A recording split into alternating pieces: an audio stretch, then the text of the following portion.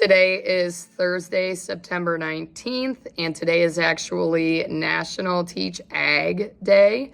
And today's ag fact of the day pertains to that. Agricultural education programs may look different from school to school. Today, there are over 13,000 middle and high school agricultural education teachers across the country. This number is only focusing on public middle and high school ag teachers.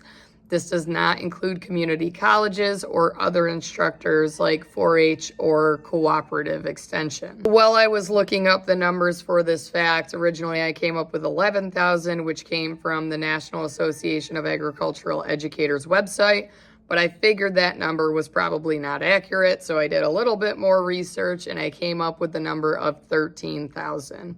I don't know the exact number currently, and obviously this changes every day, but the number of agricultural educators across the country has definitely increased due to states like New York that cut programs back in the 70s and 80s, but have seen a renewed interest and value in teaching kids these skills and getting them involved in agriculture and the potential leadership opportunities that FFA can provide. Unfortunately, we are not even coming close to providing agricultural education in every school in the country, which really is something that we should be working towards, because we need farmers, and it definitely helps if you know how to grow your own food. 3 times a day, you should be eating. I know not everybody eats 3 times a day, but 3 times a day, you're eating a meal, and you need food to sustain yourselves and live a healthy life. So I always make sure that I tell the students that I did not get this experience. I did not get this opportunity as a high schooler. I was actually a band nerd in my high school.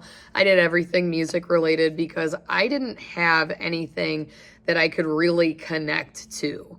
That was my connection. And I grew up on a farm, and I felt like an outcast because I had cows and I loved my cows, and my friends sometimes thought I was weird because all I wanted to talk about was cows. But as it turns out, I really was just missing out on other opportunities that students were provided. And my school cut the ag program back in the 70s. Are they bringing an ag program back now? Nope, they will not. But as I've told people that have reached out saying that they were interested in getting a program started at their school, you have to have a certified agricultural educator. Fortunately, in states like New York, you have to have a master's degree.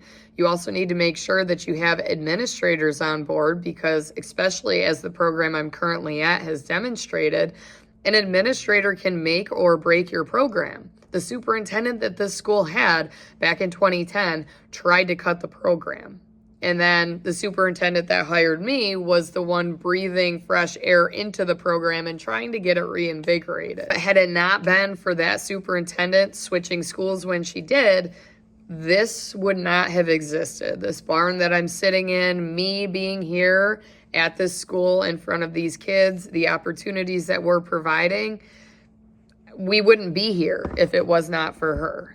Mostly because once a program is cut, it's very hard to get it back. So it's important, if you live in a school district that has an agricultural education program and an FFA advisor, to provide support to them, regardless of if you believe in what it is that they're trying to accomplish or not.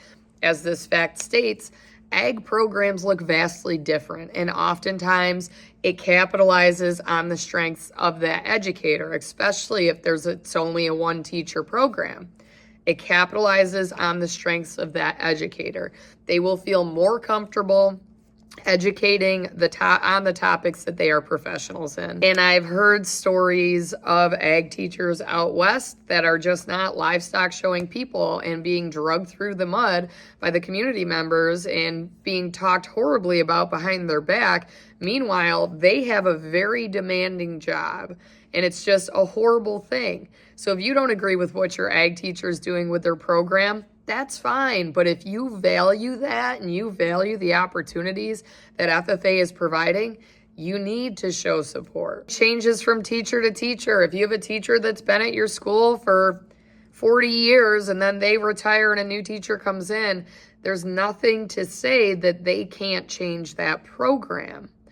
Obviously, you want to go where the student interest is geared towards, but there's a lot of criticism out there, and this isn't exactly a lucrative career. And I know that I discussed this back when I was looking for a different job, trying to get out of the classroom. It is very demanding. And as an ag teacher, you sacrifice a lot of stuff at home and with your family. And if this isn't appreciated, that teacher is not going to stay around long, or they're not going to continue to go above and beyond. But in New York State, we're not valued like ag teachers out in Texas, where they are basically given the world in a livestock trailer and a truck.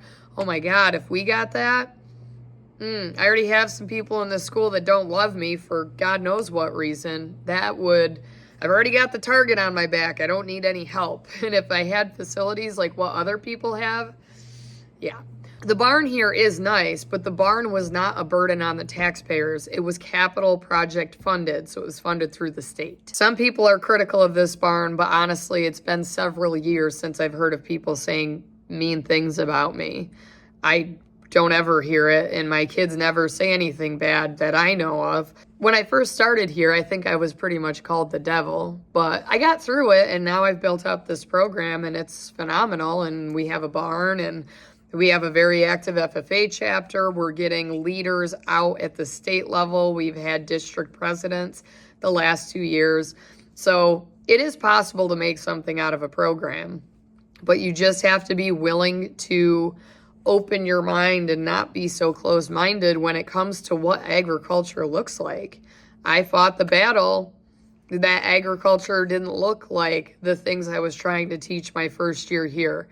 I had students that were so tunnel visioned that all they saw was dairy farming. And they didn't respect me because I didn't solely teach about dairy farming. Agriculture is a lot more than that. Anyway, I'm stepping off of my soapbox now. So I did get a request for Ag Facts that I will do sometime in the next few weeks about the egg carton stamping, and I think it was the codes on the milk. So those are on my radar. I'll get them done at some point, but today was Teach Ag Day, so I just had to do one on teaching agriculture.